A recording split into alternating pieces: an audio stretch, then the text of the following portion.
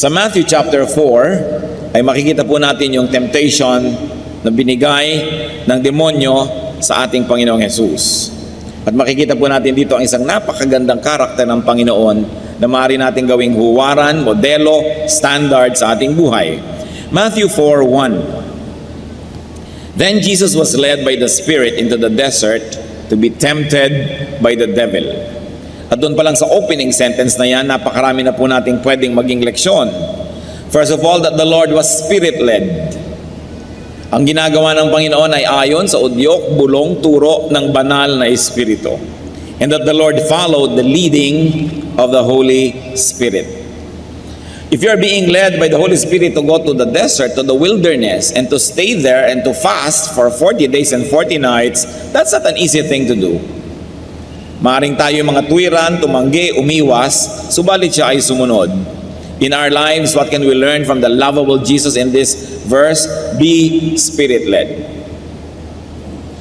Listen to the voice of the Spirit. Kaya nga ang kabilin-bilinan sa Revelation 2:29, he who has an ear, let him hear what the Spirit says. Pakinggan ang inuudyok, ibinubulong ng Espiritu. We must be Spirit sensitive. Pagka po may ipinapagawa ang Panginoong Diyos, kailangan tayo tahimik, quiet enough to hear the voice of God. Because seldom will the Lord raise His voice and shout. Most of the leadings are given through whispers, through quiet persuasion. Kaya kailangan po merong enough space and time in our lives when we are quiet so we can process the promptings of the Holy Spirit.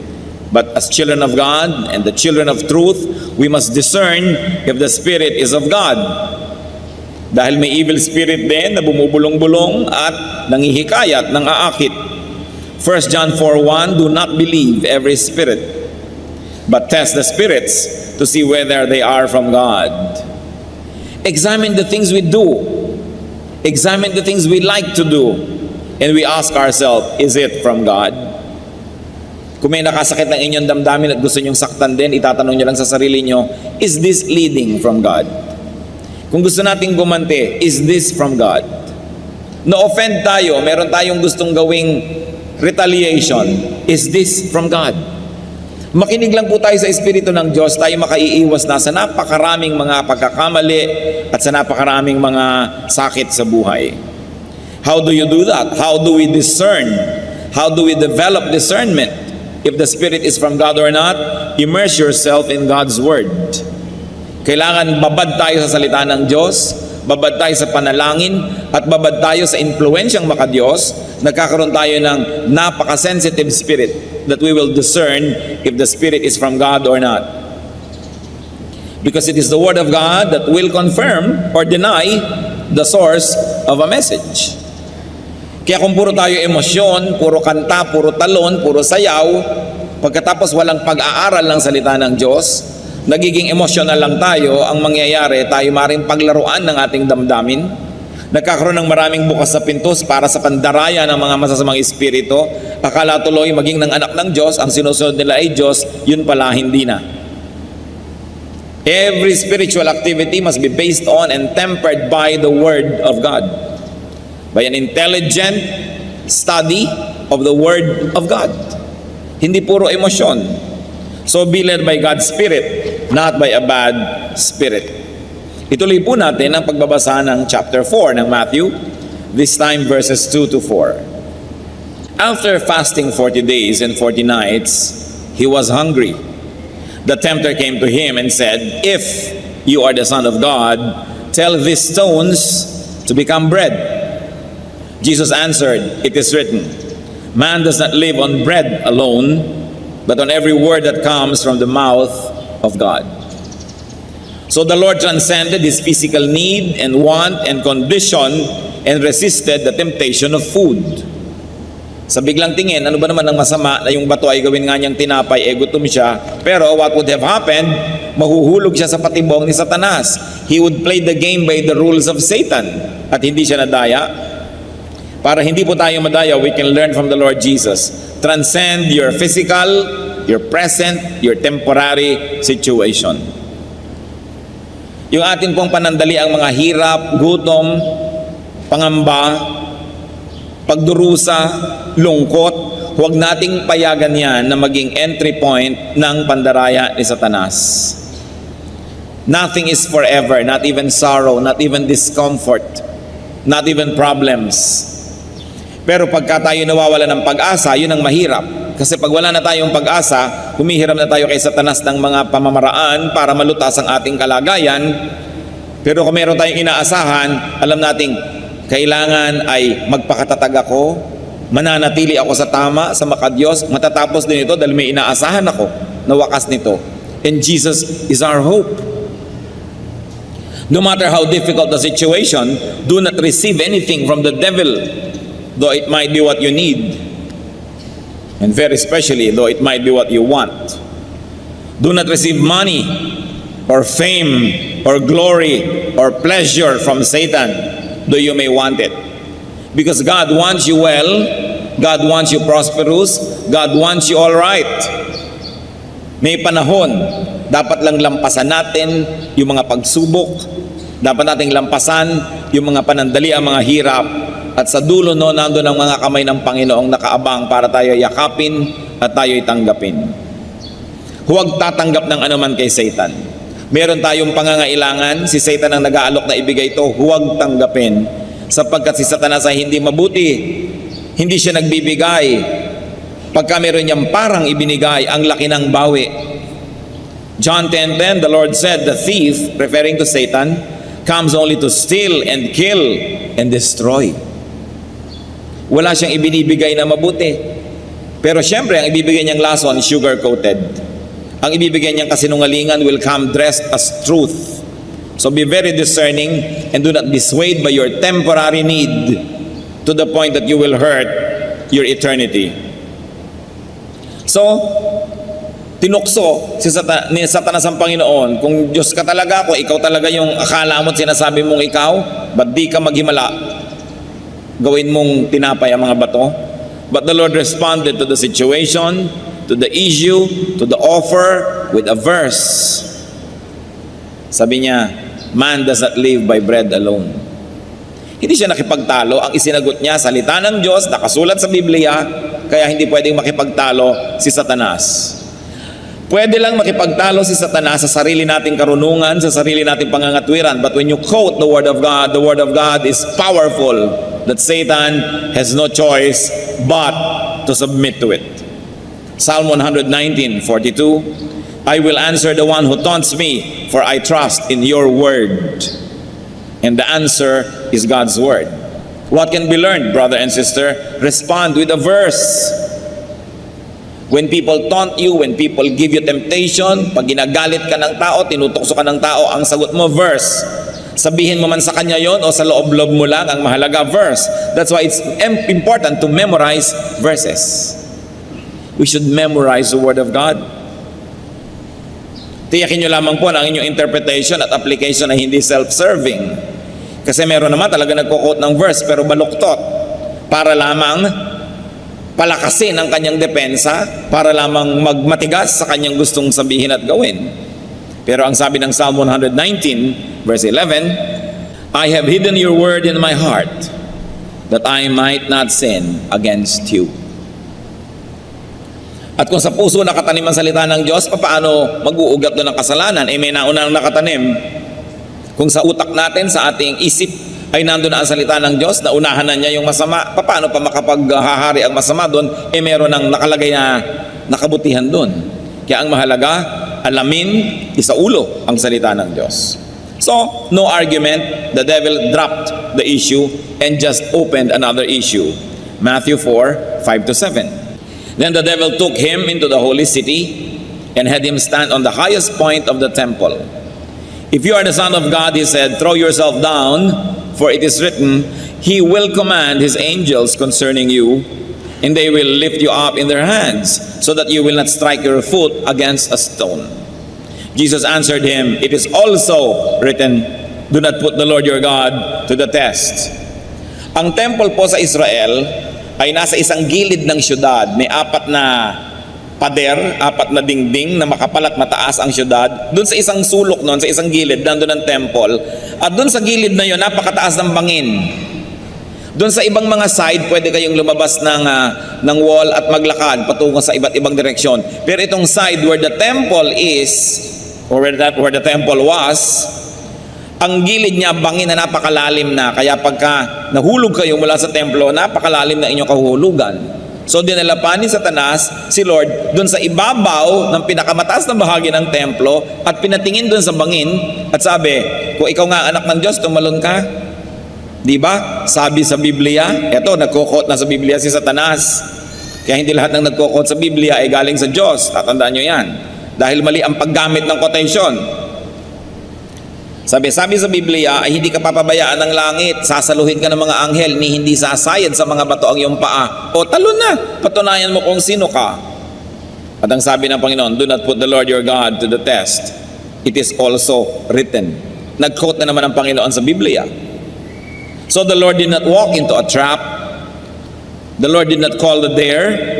The Lord did not prove Himself.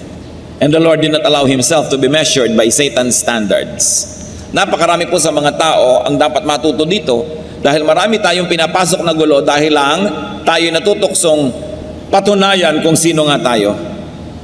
O kung talagang matapang ka, kung maunang manuntok. O kung talagang magaling ka, gawin mo ito. Kung talagang matibay ang dibdib mo, itong unahin mong gawin.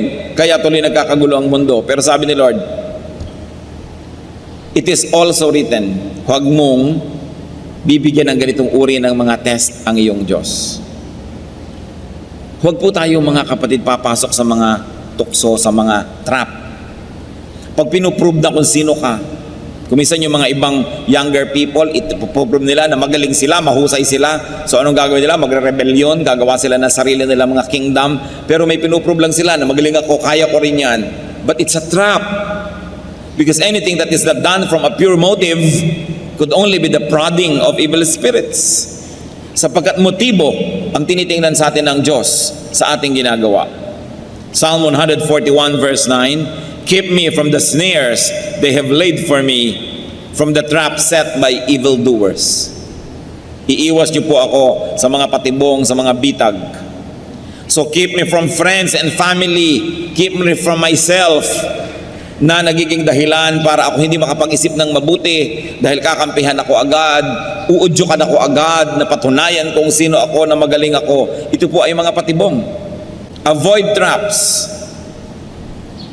At syempre, sinasabi din sa Biblia, ang mga babaeng magaganda at magagandang magsalita, ganon din ang mga lalaki na mapang-akit, ay trap yan sa mga married people who should not even entertain such persons. They are traps. Oras na pumasok ka, hindi mo alam, bitag pala, ang hirap ng lumabas. Marami pong mga traps, mga kapatid. Kung minsan yung pagsisikap, sisikapin kong maging best engineer, sisikapin kong maging best accountant, o sisikapin ko na maging best pastor, sisikapin ko na maging magkaroon ng ganitong ministry at papalaguin ko. Kung minsan hindi naman pure lagi ang motive. Dahil lang may inggit sa kapwa, dahil may gustong patunayan o gustong makipagkompetisyon. Sayang ang lahat ng pagod natin sa pagiging excellent kung ang dahilan lang pala ay gusto lang nating magpasikat. Gusto lang pala nating daigin ang ating kapwa. Si Solomon na pinakamarunong na tao naglakad sa balat ng lupa, sabi niya sa Ecclesiastes 4 verse 4, I saw that all labor and all achievement spring from man's envy of his neighbor.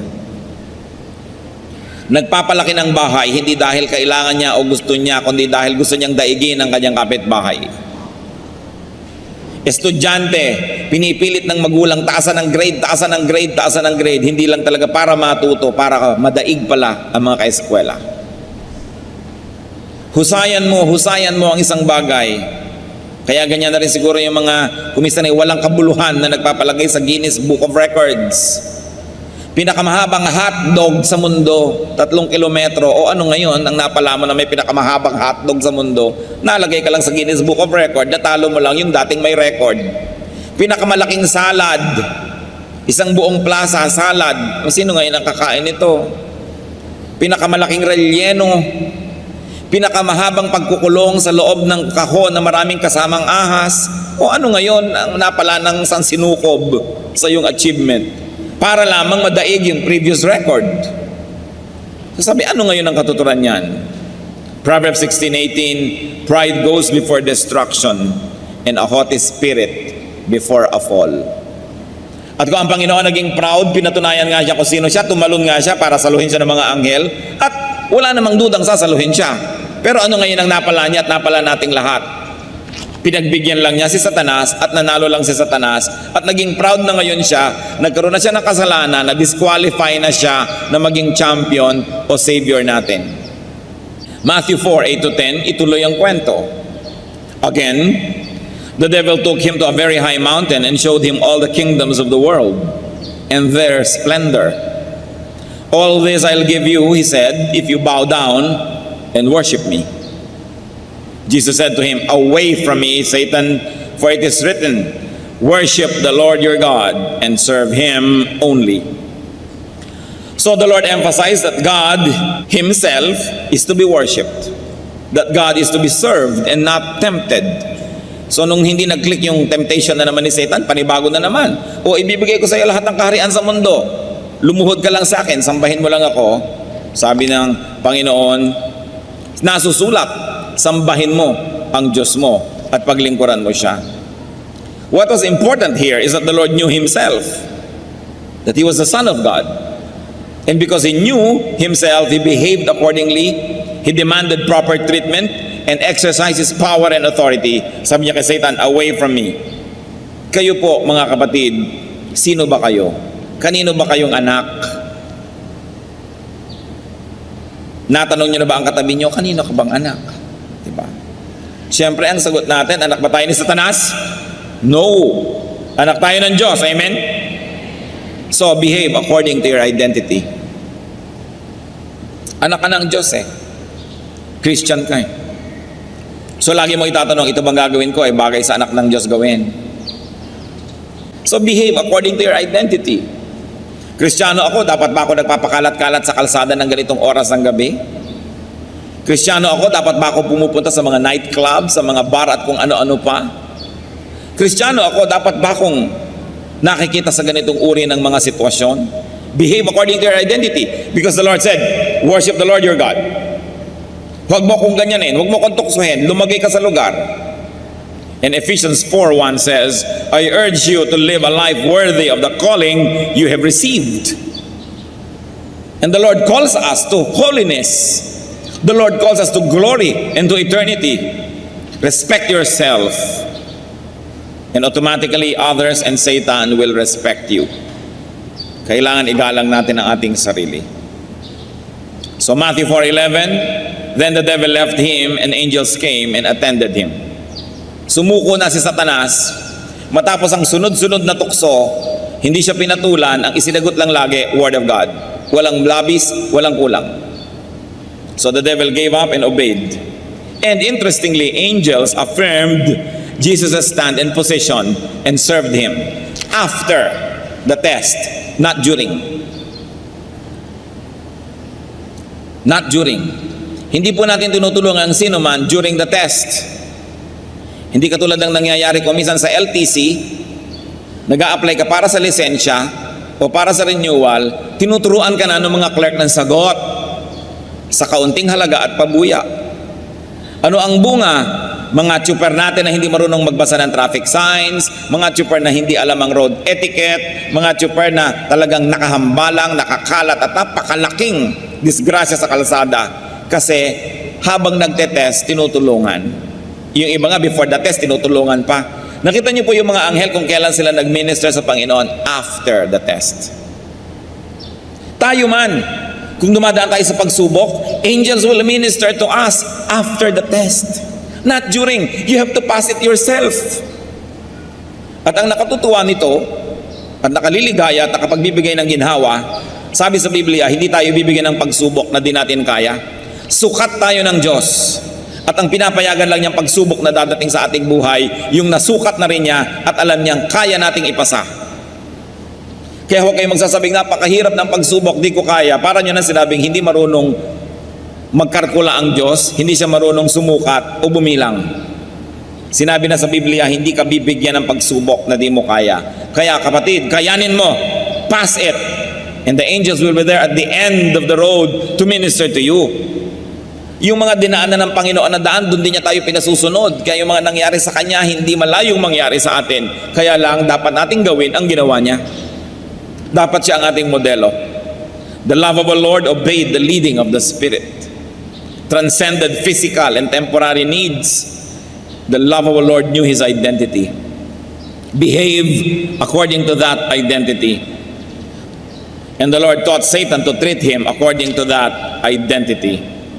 Ano po bang identity nyo? Kayo'y husband? Behave as a husband of one wife. Nagkakagulo when you do not behave according to your identity. You are a wife, behave as a wife. You are a son, a daughter, behave as a son or a daughter. You are a brother or a sister, behave as a brother or a sister. You are a father or a mother, behave as a father. Ano bang ibig sabihin nun? Father ka, pagkatapos magkakaroon ka ng kulasisi, magkakaroon ka ng mga relasyon sa iba, nasisira ang relasyon ng asawa, na ninyong mag-asawa, nasisira ang relasyon ninyong buong pamilya, napapahamak ang iyong anak. Behave as a father. If only you know who you are and don't forget it, you behave as you are. Tulad natin, Pilipino ka, how are you expected to behave? Dapat malang tangkilikin mo ang mga product ng sarili mong lahi, ng sarili mong bayan. Dapat malang ibigin mo ang iyong bayan. Huwag mong kalatan ng mga ilog. Huwag kang dumagdag sa problema ng bayan, kundi solve the problems of the nation because you are a Filipino. Kung Filipino Christian ka, anong dapat na behavior mo? Marami po talagang tao nawawala sa sarili, kaya nagugulo ang buhay. May asawa na, nag-entertain pa ng iba, kahit man lang sa isip. Behave according to your identity. Hindi mo na dapat ina-entertain yan. Masaya ka man o hindi. Kung malungkot ka, di malungkot ka, magtiyaga ka. Pero hindi mo dapat nasirain yung image mo kung ano ka. And remember, we were created in God's image. We are God's workmanship to do good works. And you are a Christian. Kung Kristiyano ka, anong yung identity? Bagay ba sa bibig ng Kristiyano ang nagchichismis? Bagay ba sa Kristiyano yung rebellious sa kanyang spiritual authority? Bagay ba sa Kristiyano yung namimintas? Bagay ba sa Kristiyano yung kung sino ang kumupkup sa'yo, nag-alaga sa'yo, nagpakain sa'yo, bigla mong tutuklawin? At pagkatapos, pagsasalitaan mo ng masasakit at masasama para lang magmukha kang mabuti at martir, kaawaan at tulungan ng iba? Bagay ba yon sa bibig ng Kristiyano? Bagay ba sa mga Kristiyano na nagsusuporta sa mali? Kung tayo lang po lalagay sa lugar, aayos ang ating buhay. Teacher ka, bagay ba sa teacher ang hindi nagtuturo, hindi naghahanda ng lesson plan? Estudyante ka, bagay ba sa estudyante hindi nag-aaral? The Lord did not forget who He was. Sabi niya kay Satan, worship the Lord your God. Lumagay ka sa lugar. So the lovable Lord kept His argumentations with the devil to the minimum. Few words and to the Word of God for our benefit. And thank God, He knew how to suspend pleasure and comfort, relief and satisfaction. Many people are deceived and trapped when they seek immediate pleasures. Hindi makapaghintay, minamadali ang panahon. Assistant pa lang, hindi maghintay, gusto agad siya ang maging top person. Tinetrain pa lang, hindi makapaghintay, gusto agad agawin ng kapangyarihan. Dapat ang tao marunong maghintay.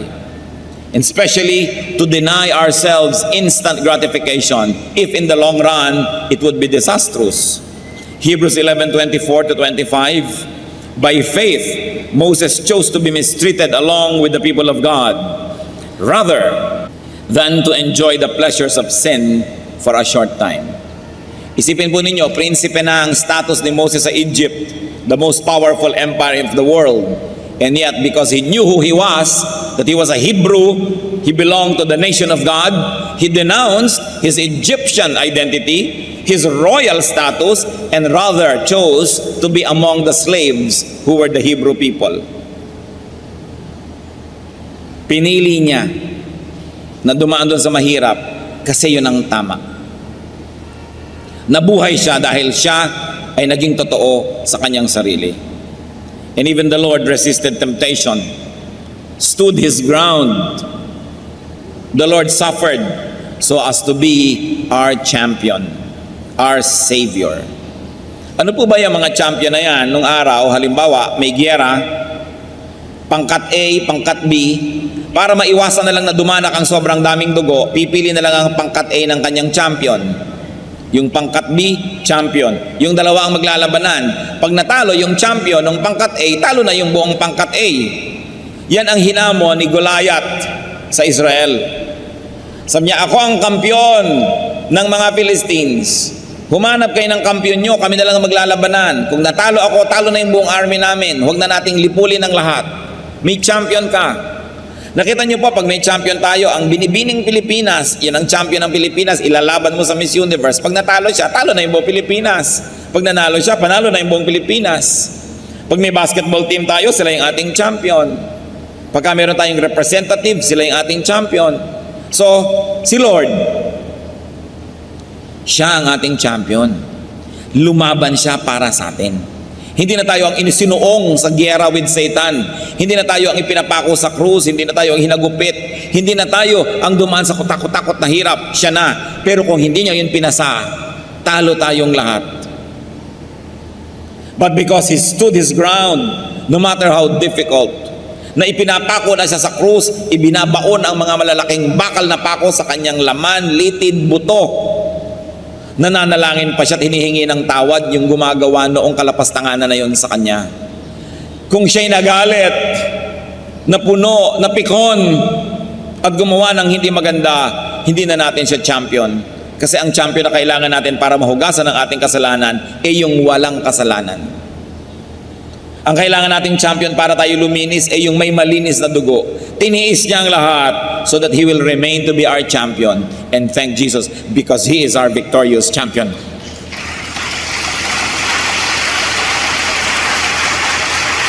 Yun pa lang dapat na nating ibigin ang Panginoon eh. Gaano karaming tatay, champion ng pamilya nila, pero nung dumaang kekembot-kembot, bumigay.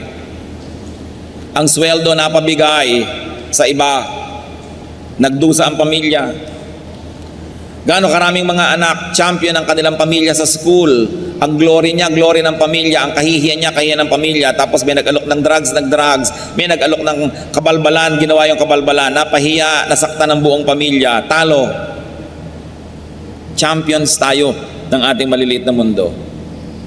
Pero pwede tayong magwagi dahil yung champion ng malaking mundo natin, si Kristo, nagwagi na siya. Hebrews 4:15. For we do not have a high priest who is unable to sympathize with our weaknesses, but we have one who has been tempted in every way, just as we are, yet was without sin. Huwag niyong sasabihin, sapagkat ako'y tao lamang. Sapagkat kaya nga ang Diyos ay nagkatawang tao, para niya pakita sa atin na kahit siya'y nagkatawang tao, hinarap niya at nagpakatibay siya sa harap ng mga tukso para meron tayong modelo na pwedeng tularan. 1 Corinthians 15:57. Thanks be to God, He gives us the victory through our Lord Jesus Christ. Hindi pagkatalo, hindi kahihiyan ang dinala sa atin ng Panginoong Yesus. Karangalan, tagumpay. So when tempted, remember, learn from, and be like Jesus. Siya ang alalahanin. And remember this, you are and you can be someone's champion. I remember another line from the poetry of J.D. Drilon Jr.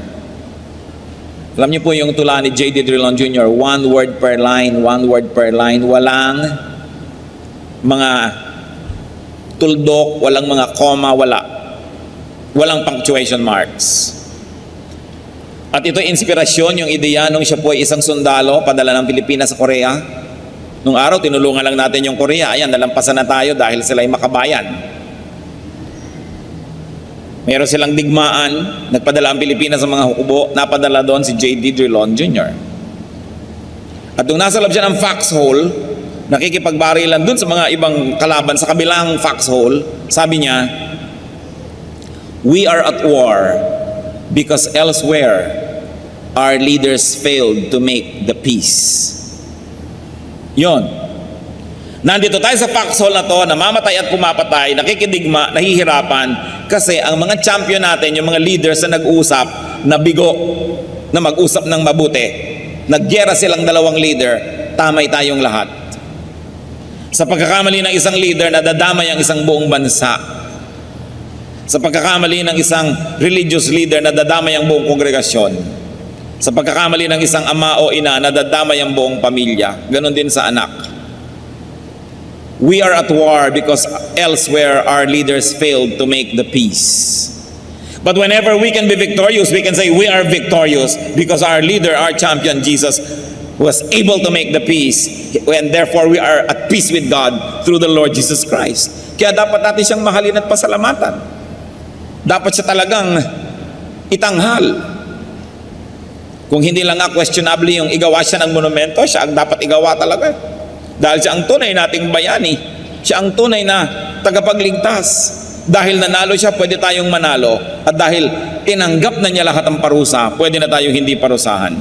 When people are not able to do what is right, people under them are dragged into suffering. So you are and you can be someone's champion. Do not fall, if only for the sake of others. Dahil marami tayong dadalhin pag tayo'y bumagsak. Thank and love Jesus. Nauna na siya sa paggawa ng mabuti. 1 John 4:19, we love because He first loved us. Nauna na tayong minahal ng Diyos, dapat tayong makipagmahalan sa Kanya. At itong dapat nating i-develop, I don't know how you will do it in a personal way, but develop a personal love affair with Jesus. Isang personal, maganda, masarap na relasyon. At salamat na lang dahil nanalo na siya. Huwag kayong malungkot, huwag kayong magluksa, huwag kayong matakot. Revelation 5:5, do not weep. See, the Lion of the tribe of Judah, the root of David, has triumphed. Nagwagi na.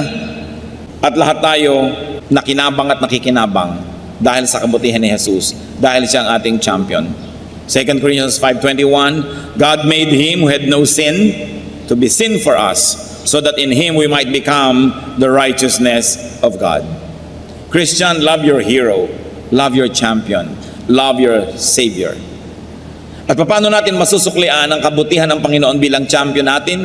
Be a champion to someone. Fight a good fight for the sake of those who believe in you, for the sake of those who trust you, for the sake of those who rely on you. At mas marami tayong taong pinamumunuan o nasasakupan, mas malaking ating pananagutan. Jesus is our champion. At ang sabi sa Bible, I can do all things through Christ who gives me strength. Ano po ba ang ating mga hinaharap na mga temptation? Anong mga kahinaan? Pinanghihinaan ba kayo ng loob? Huwag niyong lilimutin kung sino si Jesus at kung sino kayo, na tayo ay anak ng Diyos. Tayo ang tagapagmana ng Diyos. We should behave accordingly. Huwag nating lilimutin, lalo sa mga panahon ng hirap. Huwag tayong bibigay. Huwag nating lilimutin, hindi bagay sa aking sumuko. Si Jesus, nung binibigyan ng pagsubok, ay hindi sumuko. Hindi ako dapat sumuko. Nauna na siya. Hindi ako ang pioneer. Hindi ako ang iimbento o hahanap ng mga sandata o lunas. Nagawa na lahat ni Jesus. Susundan ko na lang ang kanyang mga yapak. Maninindigan ako sa tama. Panginoong Diyos, kami nananalangin sa sandaling ito. Tunghayan mo po kaming lahat, ang mga personal na buhay ng bawat isa. Alam niyo, Panginoon, ang mga dinaranas ng iyong mga anak ng mga pagsubok.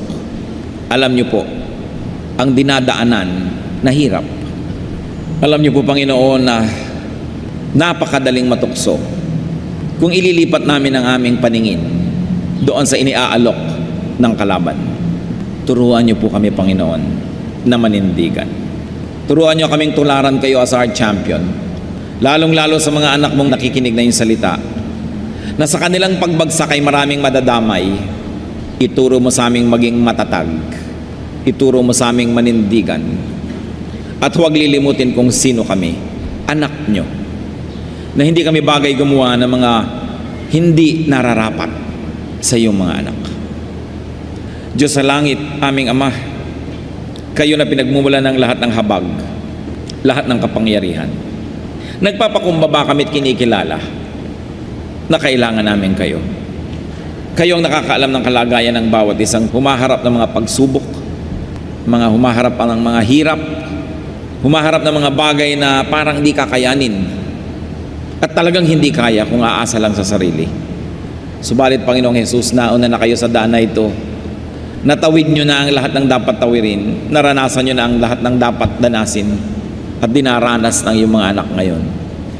Ama, sa pagpapakumbaba na iyong mga anak at ayon sa iyong kapangyarihan at pangako, humihingi ang iyong lingkod, pagkalooban mo ng himala. Pagkalooban mo, Panginoon, ng kapangyarihan. Pagkalooban mo ng linaw ng isip, tibay ng loob, tapang ng dibdib. At bigyan mo rin ng malakas na katawan na magiging tahanan ng iyong espiritu upang sa ganon makidigma sa masama, manindigan to live victoriously. Salamat Panginoon sa iyong mga pangako. Salamat sa iyong salita. Kayo na nakababatid ng bawat detalye ng aming buhay, pagkalooban nyo ng iyong kapangyarihan ngayon ang iyong mga anak. Puspusin mo ng iyong karunungan, ng iyong kabanalan, ng iyong kapangyarihan. Mapagtagumpayan at matawid ang mga tukso, ang mga pagsubok na ngayon ay hinaharap. By your power, O Lord Jesus, because of your blood and because of your name, empower your people who recognize you and recognize their own weakness before you.